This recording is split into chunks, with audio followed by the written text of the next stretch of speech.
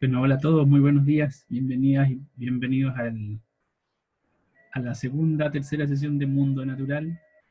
Ya inicié la grabación de este registro para que podamos después subirlo al aula virtual. Ustedes saben, micrófonos abiertos para que quien quiera plantear, comentar, saludar, bienvenida, pueda hacerlo, por favor. Profe, Eh, ¿se escucha? sí, escuchamos, Natalia. Ah, ya. ¿Cómo está, profe? Aquí estamos bien, con algo de sueño, me cuesta seguir una rutina ordenada en la casa. Ah, bueno. ¿Y ustedes cómo están?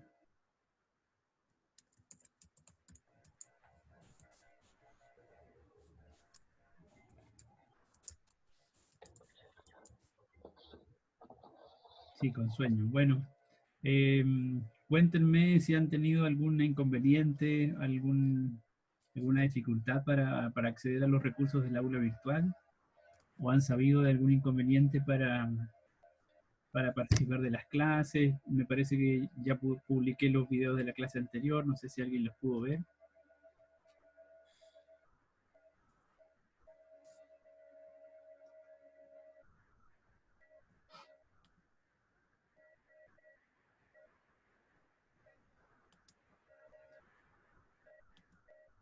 Bueno, les cuento entonces que, como les había dicho hace ya un par de semanas o la semana pasada, nuestra intención en este encuentro es básicamente discutir o dialogar en torno a el avance que ustedes hayan podido hacer a partir de los recursos que yo les he dejado en el aula virtual, específicamente eh, referencias de un par de lecturas y también diapositivas que son de apoyo para esas lecturas.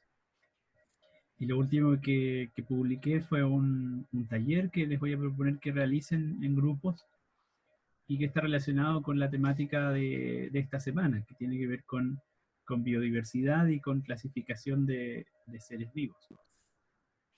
Eh, entonces, lo siguiente que podemos hacer es justamente comentar acerca de ese trabajo. ¿Pudieron participar en el foro del taller anterior sobre lo vivo y lo no vivo? ¿Alguna duda, algún comentario sobre ese ejercicio?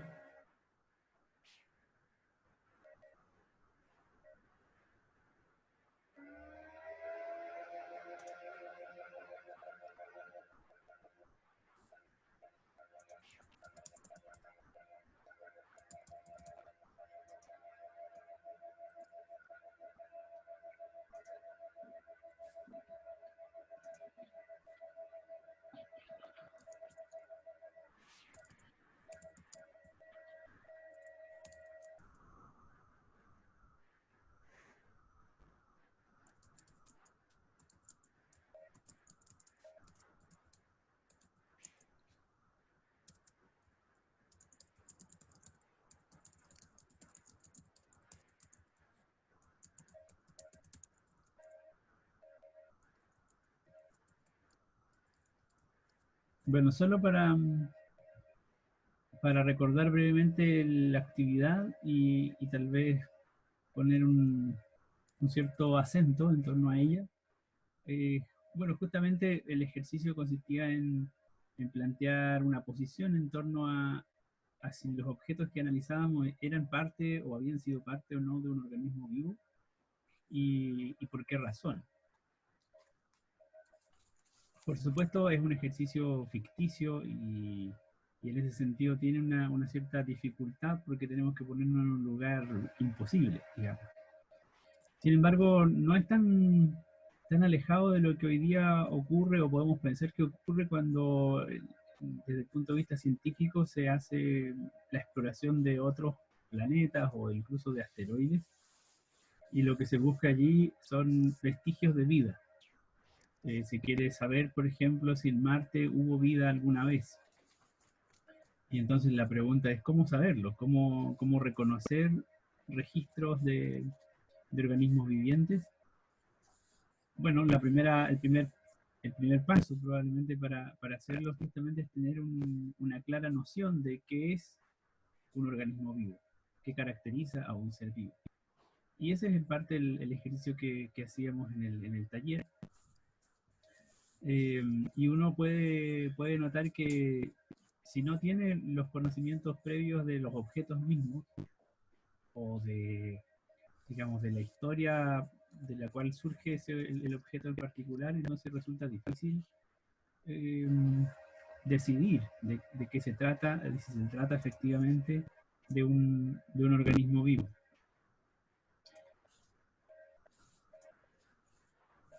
Entonces, por ejemplo, si decimos, bueno, eh, la imagen número 2, que era el exoesqueleto de un cangrejo, es un organismo vivo porque al abrirlo es húmedo.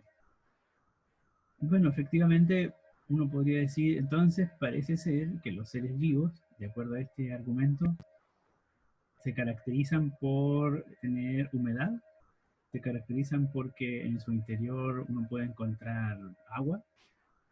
Eh, todo organismo vivo que abrimos puede ser húmedo, o todo aquello que efectivamente al abrirlo es húmedo, diríamos que es un organismo vivo. Eh,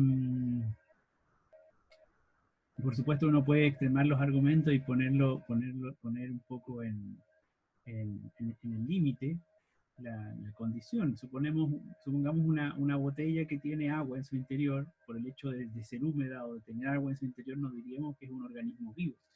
Debe haber alguna otra característica que nos permita descartar o afirmar que el organismo está efectivamente vivo. Eh, si tiene o no tiene órganos adentro, por ejemplo, la pregunta que hace Josefa luego a su compañera es, bueno, ¿y cómo sabemos qué son órganos? Justamente, supongamos que vamos a otro planeta y entonces abrimos un objeto que encontramos. En principio, lo que sea que tenga adentro, ¿cómo sabemos que son órganos si el organismo está seco o está petrificado o está eventualmente destruido? Necesitamos alguna otra referencia para poder afirmar que se trata de órganos. Eventualmente nosotros sabemos de órganos porque tenemos conocimiento de nuestro sistema biológico y ciertas teorías respecto del funcionamiento de los órganos, pero eventualmente encontramos un objeto como un fósil, y ese fósil lo único que nos muestra es una estructura externa. No vemos órganos, no vemos funcionamiento, no vemos movimiento. Por lo tanto, tampoco podríamos afirmar o podríamos decir que es un criterio sólido para poder, eh, o sobre el cual podríamos sostener el, el hecho de que se trate de un organismo vivo o que provenga de un organismo vivo. Pero en fin, este es el ejercicio que yo esperaba que efectivamente ustedes hicieran. Eh, si hacemos esta misma dinámica, nos vamos a dar cuenta que en general cualquiera de los criterios que vamos proponiendo puede ser cuestionado. Necesitamos de alguna manera un marco teórico que nos permita definir, delimitar qué es lo que está vivo y qué es lo que no está vivo. Tal vez por eso hay mucha discusión, por ejemplo, en torno a la naturaleza de los virus, si acaso los virus son o no son organismos vivos. Necesitamos justamente delimitar qué características le vamos a otorgar a los organismos vivos para poder incluirlos o no dentro de esa categoría. Y un video que yo les dejé al final de las diapositivas de la clase anterior justamente ponía ese tema en discusión. La gran mayoría de los biólogos actualmente piensa que los virus no son seres vivos porque carecen de algunas características fundamentales. ¿Se acuerdan cuáles son esas características que estaban mencionadas en las diapositivas para distinguir o para definir los procesos básicos que realizan los seres vivos.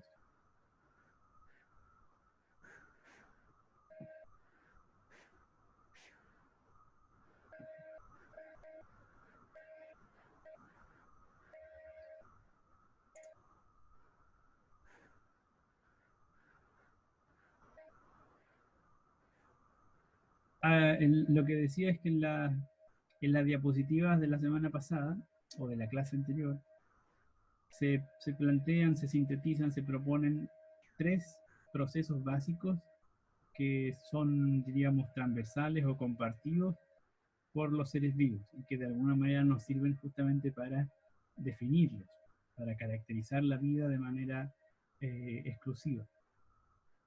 Y le estaba preguntando si se acuerdan cuáles son esos tres procesos que están definidos ahí. Sí, bueno, van en ese sentido, como nacer, como crecer o reproducirse. Eh, pero hay otros procesos que son más generales. La reproducción efectivamente es un rasgo central, la, la- la- la capacidad para reproducirse.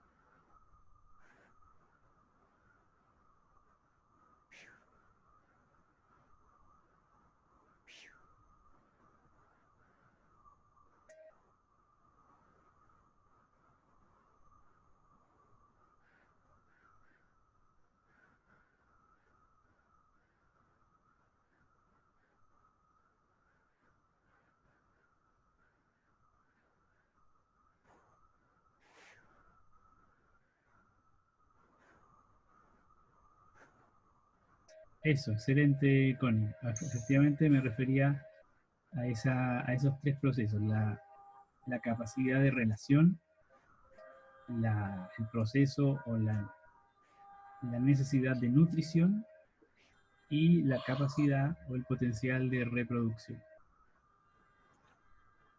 En términos simples, diríamos que son esas tres características o estos tres procesos básicos los que hoy en día utilizamos para caracterizar o para definir lo que es un ser vivo.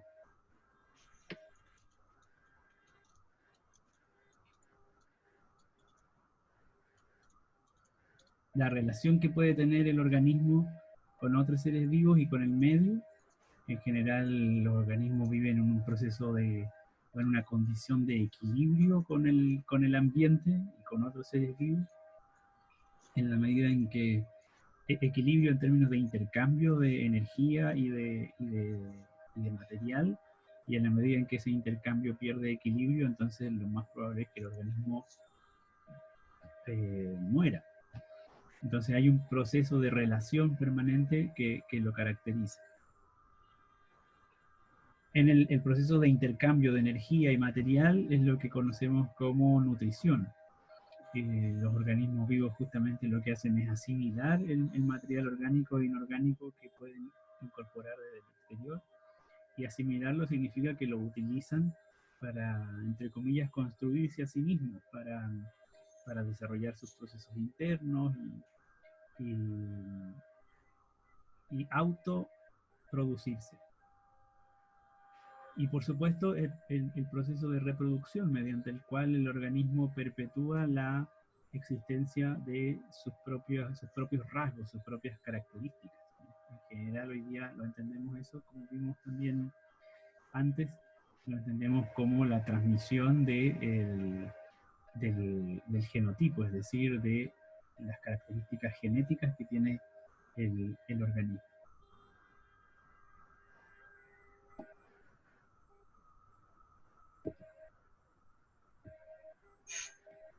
De esos tres procesos, o considerando esos tres procesos, hay distintas definiciones que se han propuesto para los organismos vivos o para lo que constituye el ser vivo. y aquí habían tres posiciones, tres propuestas de cierta relevancia histórica que ponen énfasis en uno u en otros aspectos. En particular, una definición, un concepto que es bien interesante y que es cercano a nuestra historia porque proviene de estos autores que son chilenos, la noción de autopoiesis que justamente pone el énfasis en la capacidad del organismo de autoorganizarse, de autoproducirse. De ahí viene la palabra autopoiesis. Y justamente estas tres definiciones de alguna manera van a delimitar entonces aquello que estamos entendiendo por ser vivo o no vivo. De ahí que un virus, por ejemplo, que sabemos hoy en día no es otra cosa que partes o restos de material genético que tienen una cierta envoltura, una cierta protección, no cumple o no satisface o no realiza más bien estos tres procesos para poder realizar, por ejemplo, la reproducción o la nutrición. En estricto rigor, lo que hace el virus es incorporarse en los procesos de una célula, de la célula de un organismo vivo. Sin la incorporación del virus dentro de la célula, entonces el virus no tiene capacidad de reproducción ni de, entre comillas, nutrición. Porque justamente no carece de las estructuras que le permiten a las células realizar esos procesos.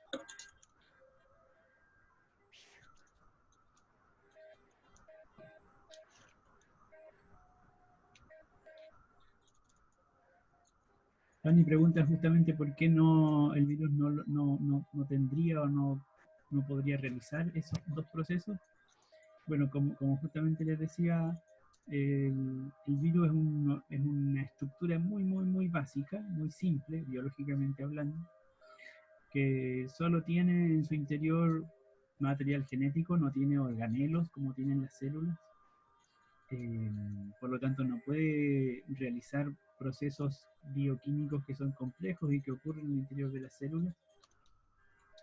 Ese material genético depende del virus, pero en general tienen un par de envolturas de proteínas y de lípidos que los protegen en una especie de membrana que los protege.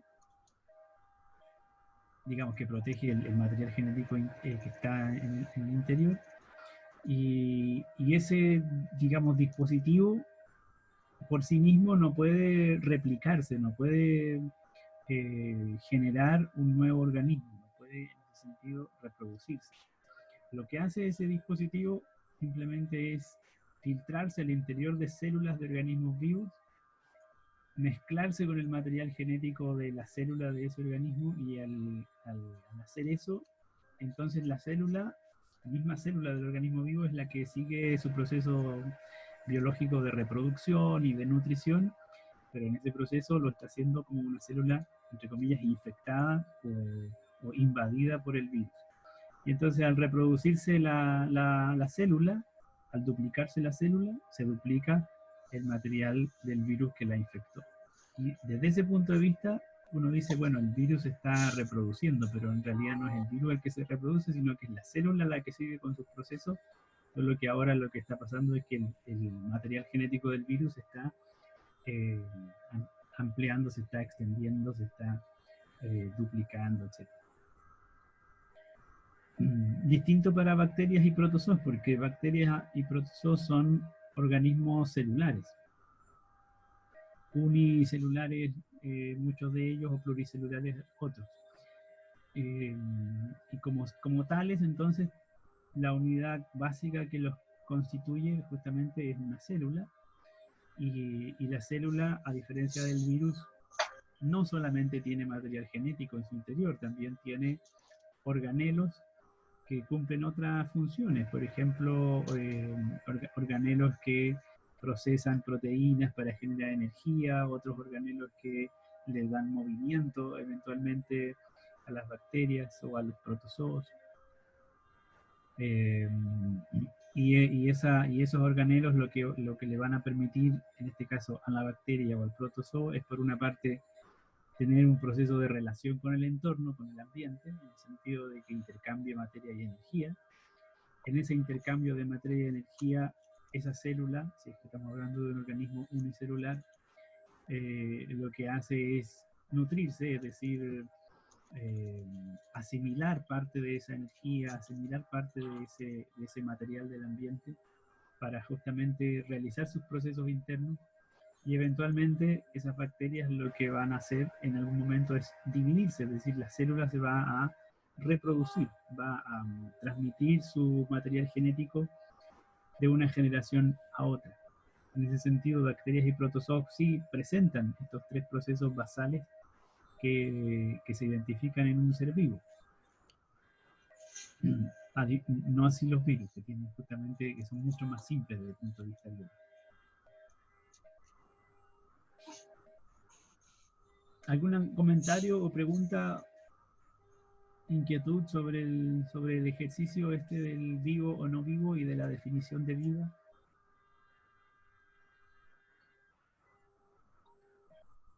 Bueno, probablemente justamente estos dos elementos que mencionaba son los aspectos que hay que rescatar, que son centrales de esta discusión. Por una parte, el hecho de que hoy en día la biología, digamos, sostiene y se construye sobre la idea de que la unidad básica de los organismos vivos es lo que llamamos célula, y a partir de esa unidad básica es que uno puede encontrar organismos que presentan estos tres procesos: el de relación, el de nutrición y el de reproducción. Vamos a encontrar organismos que son unicelulares, es decir, que están formados por una sola célula, como las bacterias que mencionábamos, y organismos que son pluricelulares, como todos los otros seres vivos que podemos encontrar, desde protozoos, algas, plantas, animales, etc. Todos ellos caracterizados por estar conformados por células y por ser capaces de llevar a cabo estos tres procesos. Efectivamente, diríamos que sin células no hay vida. Porque la estructura biológica elemental es lo que hoy día conocemos como célula. Y la célula básicamente es esta, entre comillas, maquinita.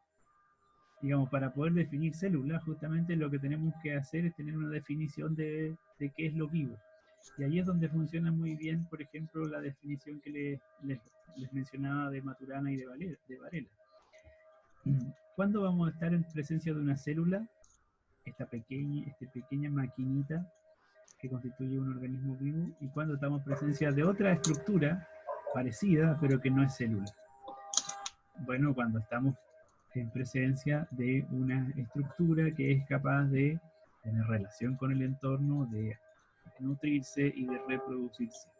Y Varela y Maturana lo dicen de la forma en que una célula o un organismo vivo es aquel que tiene la capacidad para reproducirse para autoproducirse, para autogenerarse. En cierta manera la célula funciona de esa forma, es decir, todo el intercambio de energía y de material que realiza con el entorno lo utiliza para generar las propias estructuras internas y para realizar los procesos internos de los organelos que tiene en su citoplasma o en el núcleo, en la división celular, etc.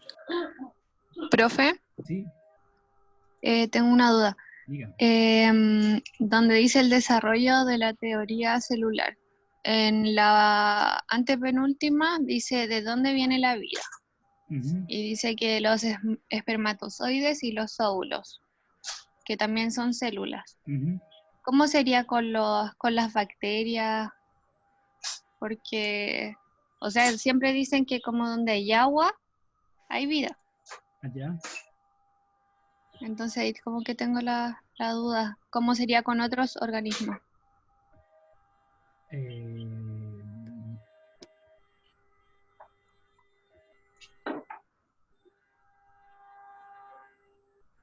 digamos, mira, tomamos esta misma definición, vamos a leerla con más detalle.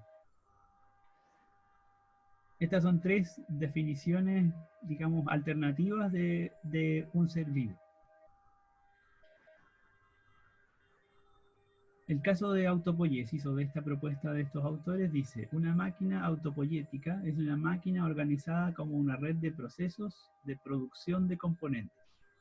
Fíjense que las nociones que están usando estas de máquina, por supuesto es una noción metafórica, pero que la vamos a aplicar en este caso a organismos, a seres vivos como los que conocemos. La pregunta es, ¿a partir de qué tipo de estructura vamos a decir que estamos frente a un ser vivo? Bueno, estructuras que están organizadas como una red de procesos de producción de componentes, que a través de sus interacciones y transformaciones continuamente regeneran y realizan la red de procesos que la han producido. Los procesos que producen a la misma máquina. Y la constituyen como una unidad concreta en el espacio en el que ellos existen, especificando el dominio topológico de su realización como tal de una red. Básicamente está diciendo que la constituyen como una entidad, como una unidad que existe en un cierto lugar, nada más que eso. Un sistema autopoiético es capaz de producirse a sí mismo.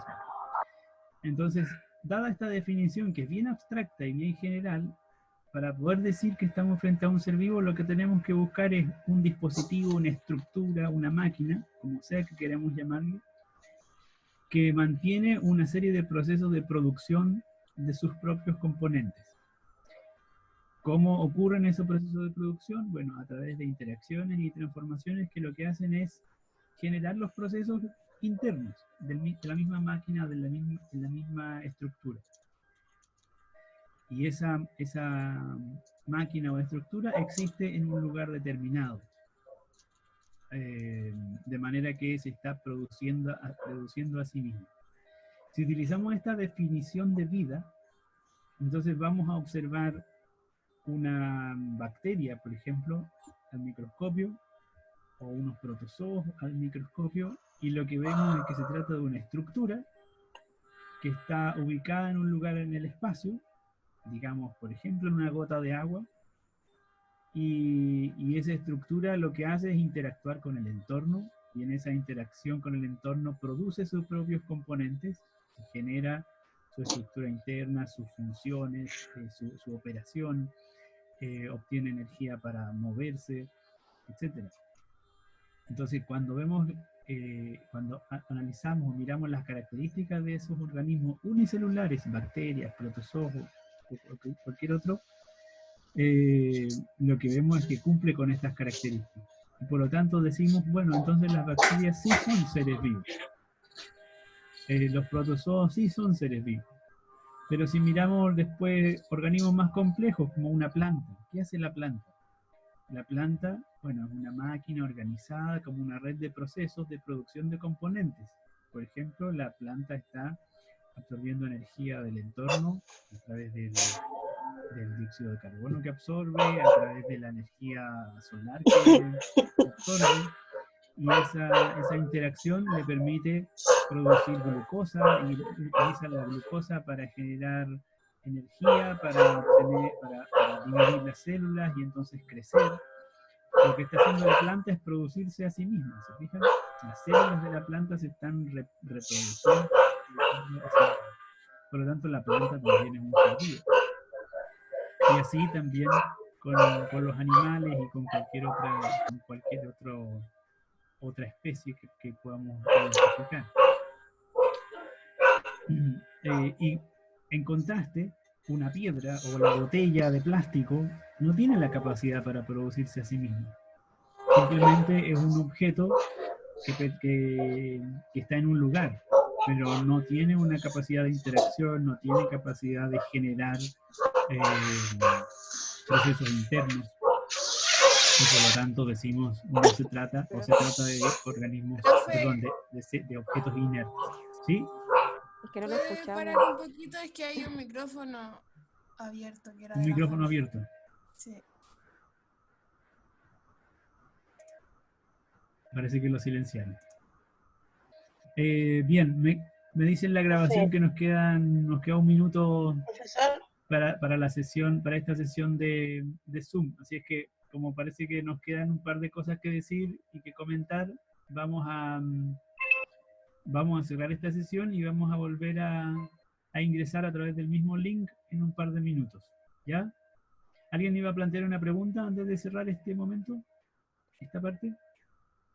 no, yo le iba a decir que en realidad como los últimos minutos no se entendió nada.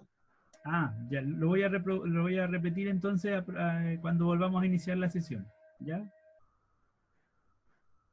Voy a suspender ahora y lo retomamos a través del mismo link en un minuto.